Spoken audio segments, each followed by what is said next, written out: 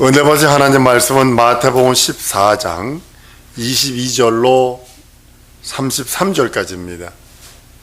한번 따라하십니다. 하나님의 계시의 말씀에 순종하자.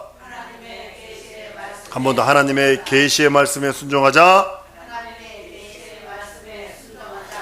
우리는 세상에 부모를 공경하라는 그런 일반 양심과 일반 도덕이 있습니다. 그것 가지고 부모를 공경하는 게 아니라 계명에 내 부모를 공경하라 했기에 나는 그것에 순종하는 거예요. 세상 법에 살인하지 말라 있어요. 난 거기에 의해 살인을 안 하는 게 아니라 계명에 살인하지 말라 했기에 난 그 계명에 순복하는 거예요. 한번 더 따라하십니다. 계명에 순종하리라.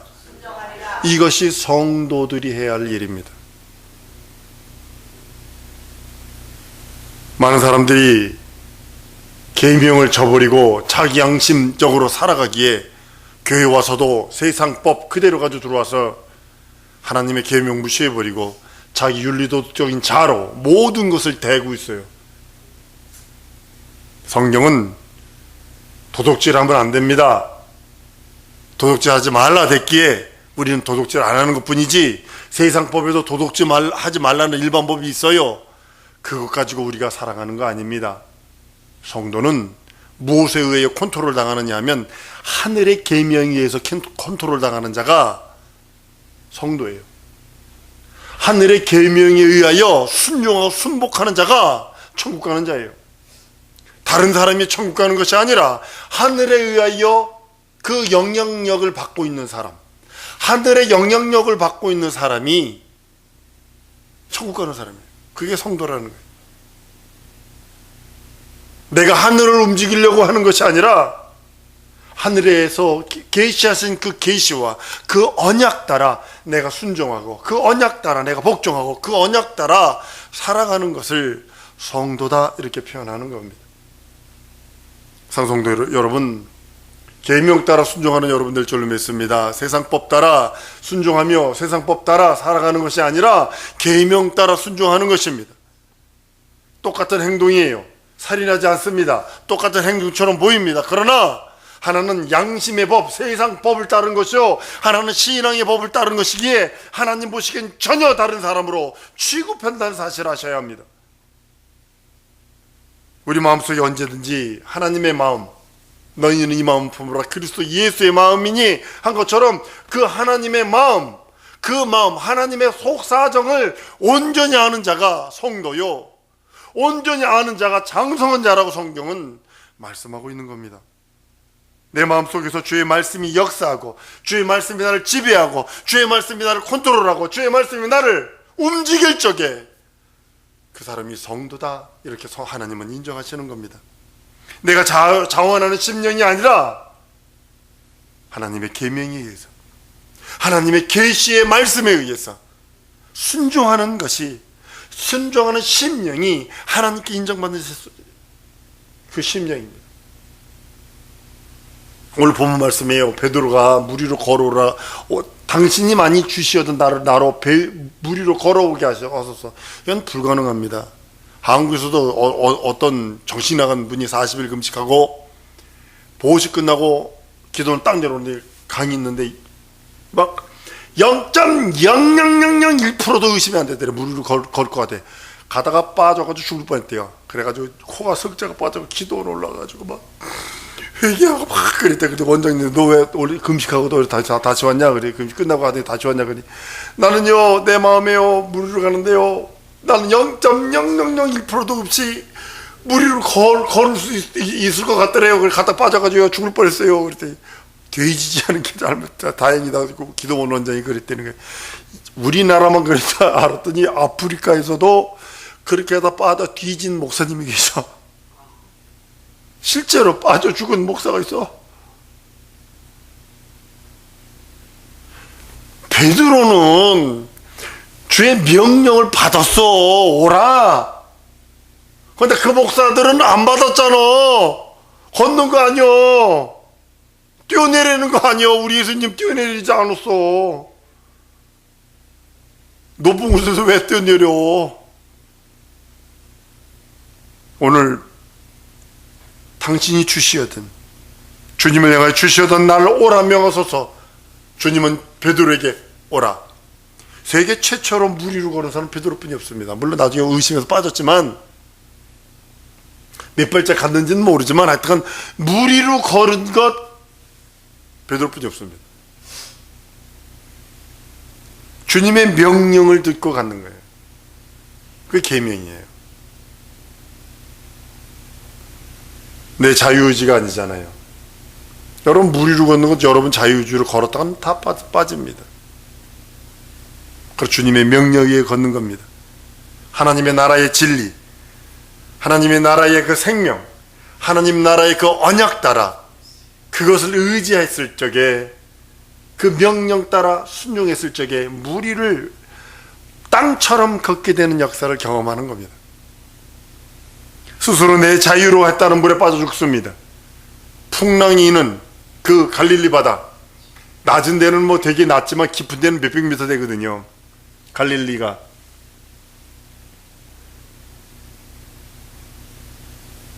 예수 그리스도는 우리 안에서 예수 이름을 통하여 의롭다 함이 받기를 원하십니다.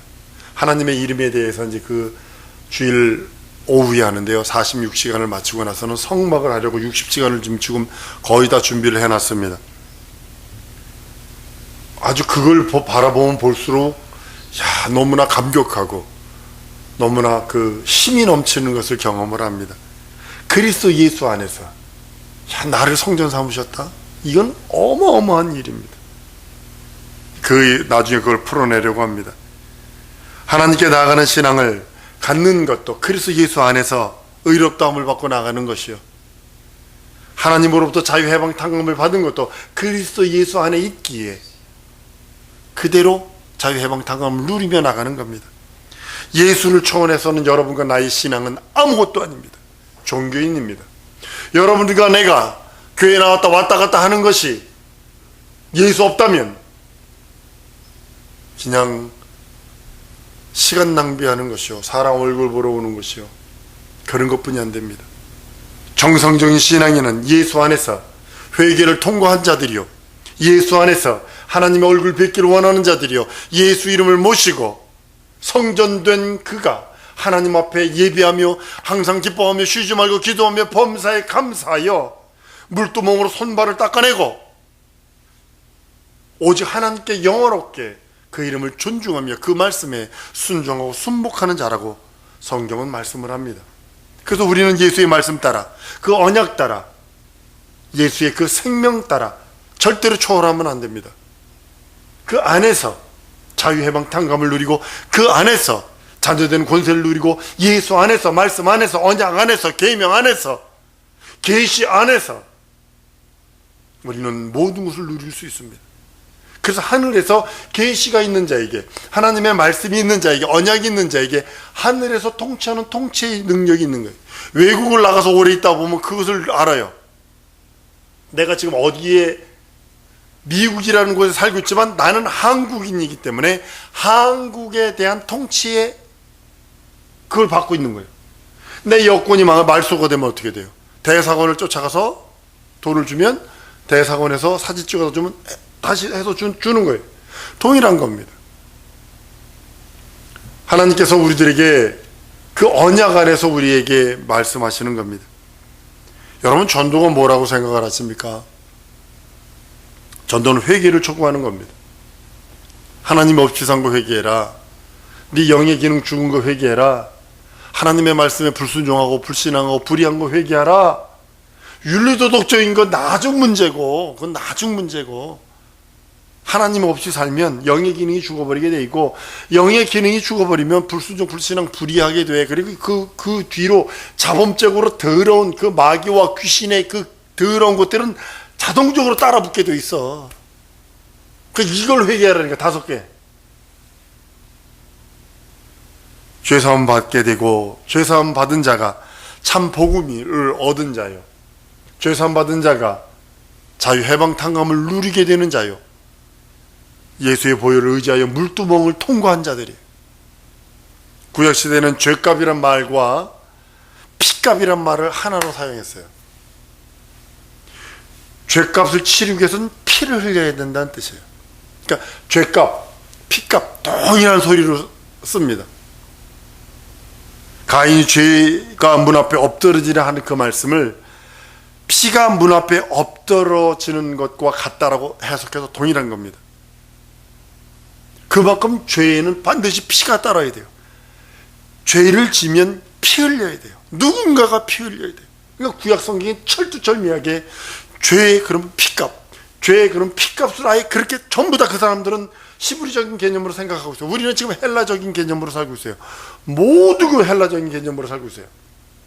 자유주의적인 거, 신본주의가 아니라 인본주의적인 거, 아닌 것처럼 생각하지만 엄청나게 언어 구조부터 모든 사상 구조부터 인본주의적인 그런 것들을 갖고 있어요. 히브리적인 걸 갖다 쓰려고 그래요. 내가 통째로 히브리적인 개념으로 바뀌어야 되는데 통째로 바뀐 게 아니라 내가 쓰기에 필요한 것 같으니 하나 갖다 쓰려고 하는 그런 것들이 참 많은 것 같아요. 죄는 피를 흘려야 모든 것이 깨끗해진다고 말씀하는 겁니다. 너희 죄가 붉을지라도 신은처럼 양털처럼 시게 해준다고 하는 이사야서 1장 18절의 그 말씀처럼 피값을 요구하는 겁니다. 죄는 피값을 요구합니다. 피값을 요구하기 때문에 그 피에 대한 것을 구약시대 성도들은 너무 몸으로 경험합니다.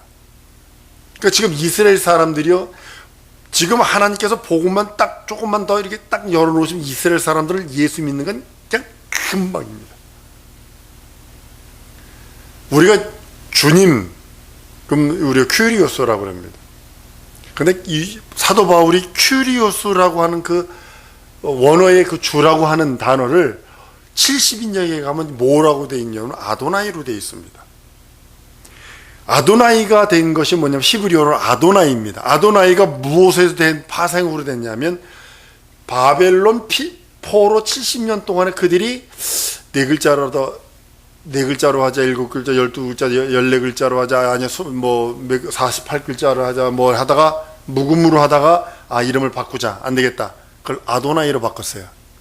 아도나이로 딱 바꿨는데 70인역이라서 구약 성경을 번역해서 그 번역하면서 헬라어로 번역하면서 그 아도나이를 큐리오스로 바꿔버려요. 주로 바꿔버려요. 그러니까 사도 바울이 딱 읽어보니까 주, 그러니까 복음이 돼서 예수를 만난 다음에 주 보니까 이분이 구약의 이 하나님이시구나. 그걸 알게 되는 거예요. 참 하나님께서 하셨던 그런 여러 가지들, 그들이 이스라엘 민족의 복음만 조금 열리면요, 우리들 신앙은요 아무것도 아니에요.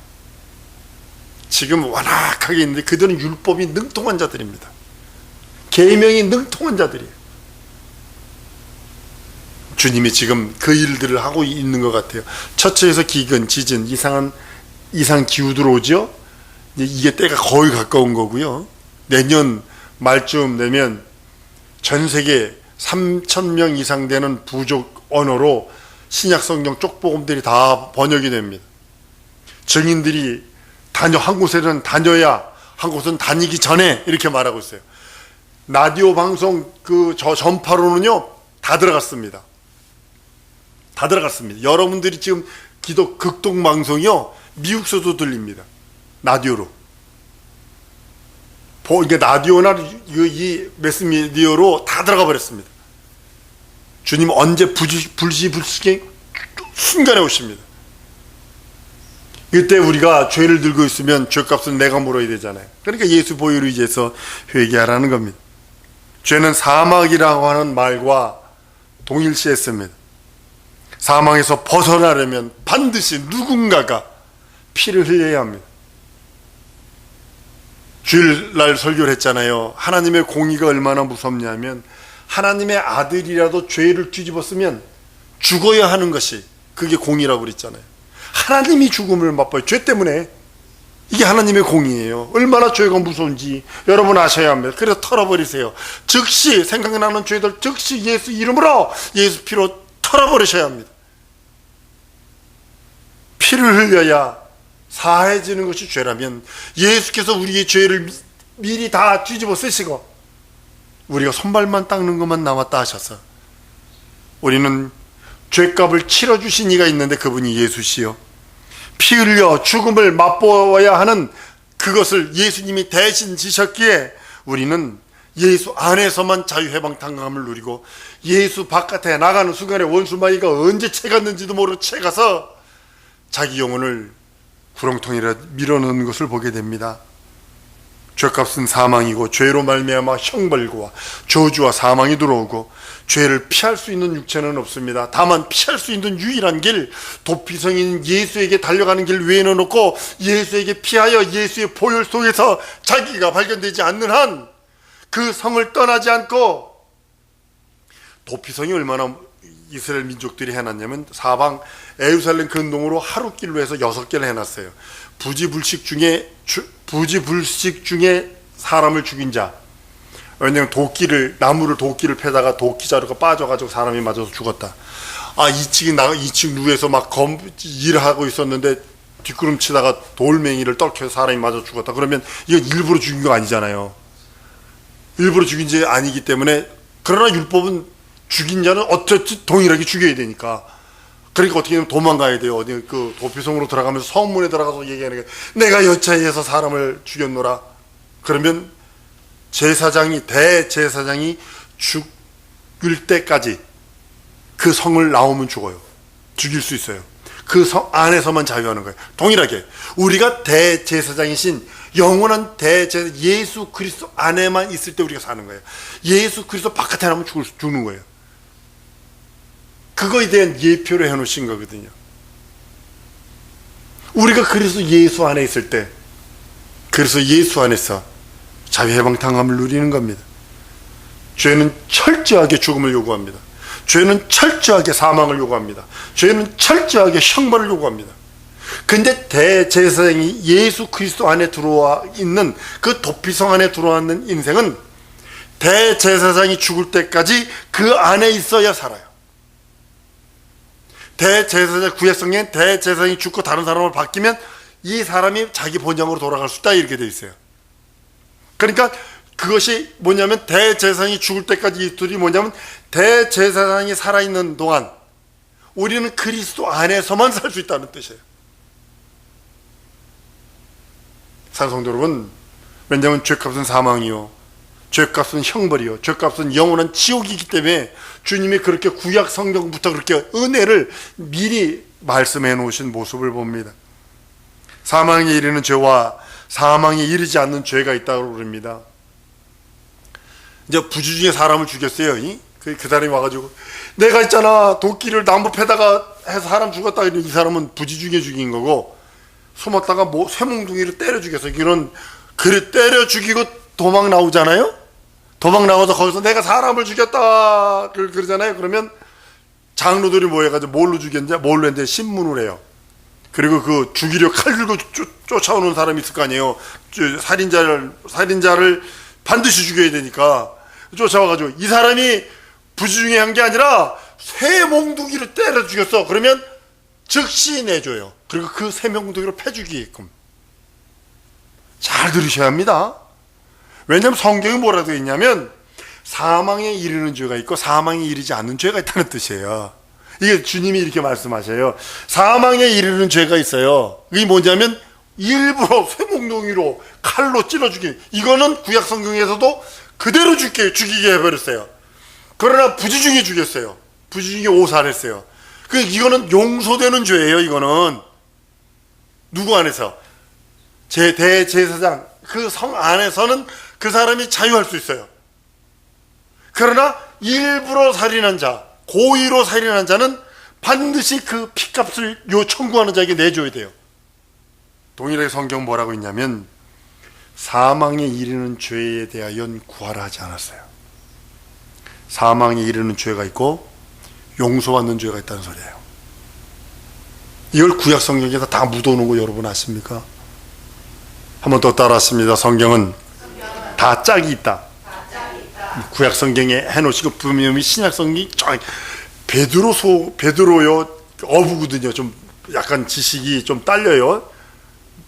바울은 뭐 한 13개, 신구약 성경 13개를 썼다고 그러고, 시브리서가 이게 바울이냐 아니면 제자들이냐 그래서 왔다 갔다 해요. 그래서 어떤 사람은 바울이라고 그러고 어떤 사람은 아니라고 그래요. 왜냐면 앞에 그 시브리서 앞에 보면 바울 필체가 아니고 뒤에 보면 바울 필체가 같고 막 이래서 가지지만, 그래서 이제 그 27권 중에 13권을 바울이 쓰고 13권이 제자들이 있어요. 근데 베드로 전후서를 보면요, 이게 성령이 하셨다는 걸 딱 알 수밖에 없는 게 해석이 성경이 정확하게 돼요. 베드로 전후서 때문에. 야, 이거 하나님 오묘하시다. 하나님 너무 오묘하시다. 베드로 좀 지식이 떨어지고 어부 출신 뭐 했겠어요. 근데도 불구하고 그가 글을 베드로 전후로 썼는데 그것이 없으면 성경이 짝이 안 맞아. 그런데 베드로 전후서를 그걸 딱 쓰므로 인해가지고 그거 있으므로 짝이 딱 맞게, 쉽게 말해 삼각형, 역삼각형이 딱 되도록 아주 그걸 탁 접으면 아주 그냥 아구가 탁 맞도록 그런 모습을 봅니다. 사망에 이르는 죄가 있어요. 그 죄는 성령방해죄, 하나님의 이름 모독죄. 성경은 이거에 대해서 구하지 않는다고 그랬어요. 여러분들, 설령 여러분의 삶이 뒤집어지고 엎어지고 깨지고 무너지고 하늘이 땅으로 땅이 하늘로 올라가는 같은 일이 있을지라도 이 두 가지는 하면 안 돼요. 성령 방해하는 거나 하나님의 이름을 모욕하는 거 절대로 하면 안 됩니다. 죄 없다 하지 않는다고 그랬어요. 그럴 때일수록 욥처럼 하세요. 욥처럼, 장부처럼 내가 하나님 앞에 내가 내 믿음을 변백하리라. 깨진 벽돌로 온몸, 손톱도 다 빠져서 깨진 벽돌로 온몸을 득득 긁고 있으면서도 내가 하나님 앞에 나의 믿음을 변백하리라 라고 하는 믿음의 자존심이 있어야 회복시켜 주시지, 하나님에 대해서 원망하면 다 털어먹는 거예요. 현실도 털어먹고 자기 영혼도 저주하고 학대하는 거예요. 성경은 사망에 이르지 않는 죄가 있습니다. 부주 중에 지었던 나도 모르게 욕한 것, 나도 모르게 했던 그런 육체적인 것, 윤리도덕적인 것들, 이건 회개하면 됩니다. 회개해서 깨끗이 씻음을 받으면 됩니다. 그러나 영적인 것들, 하나님 이름을 모욕하거나 성령을 방해하거나 그런 것들을 결단코 사망에 이르는 죄라고 성경은 말하고 있는 겁니다. 우리가 기도하면 혹시 죄를 범할 수도 있잖아요. 그죠? 목사인 나도 미운 생각 안 들겠어요. 에이씨, ABC, EFG, 10원, 20원, 러시아의 무슨 누무스키, 뭐 이러면서 안 하겠냐고요. 나를 아프게 하는 사람들 생각만 하면, 목사가 나에게 사기친 것만 생각만 하면 자다가도 벌떡 일어나서 나쁜 누무스키, 못된 누무스키 그러는데 안 그러겠어요. 근데 그러지 말아야 되잖아. 축복해야 되잖아. 근데도 인간인지라 그런다고. 그럴 때 예수여 불쌍히 여겨 주옵소서. 나 아직 덜 된 인간입니다. 용서하세요. 라고 회개하는 거예요.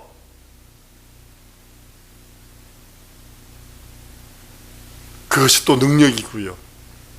한번 더 하면 회개는 능력이다. 참 능력이 무엇이냐? 성도의 참 능력과 참 이적이 무엇이냐? 회개입니다. 내가 회개할 수 있어. 하나님 앞에 내가 나갈 수 있어. 이게 능력이거든. 하나님의 비를 던지고 이게 능력이거든. 내가 그렇게 똑똑하지 못하고, 내가 그렇게 잘나지 못하고, 내가 수중에 돈도 없고 아름다움도 없을지라도 건강도 없을지라도 내가 하나님 앞에 나갈 수 있는 가장 기본적인 스타트 라인의 것은 예수 피 의지하여 하나님 회개하며 나가는 거예요. 사랑성도 여러분, 계시의 말씀에 순종해서 그 계시 말씀 따라 살아내리는 우리 성도들 줄 믿습니다. 순종하셔야 합니다. 세상법 따라가는 것이 아니라 세상법에 있을지라도 그거 무시해버리고 계명이 뭐라 했는가, 말씀이 뭐라 했는가, 진리 말씀이 뭐라 하셨는가, 우리 예수님이 뭐라 말씀하셨는가, 우리 하나님이 뭐라고 예언하시고 계시하시고 말씀하셨나, 중요한 그 말씀 따라 살아가는 겁니다.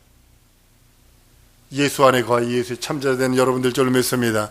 이 시간에 주 예수의 한번 부르 기도할 때 하나님이 주신 계시의 말씀에 순종하여 순복하며 살겠사오니 내 인생을 지배하시고 정복하시고 다스리시고 내 인생에 함께 해달라고 주 예수의 한번 부르고 동성으로 기도합니다.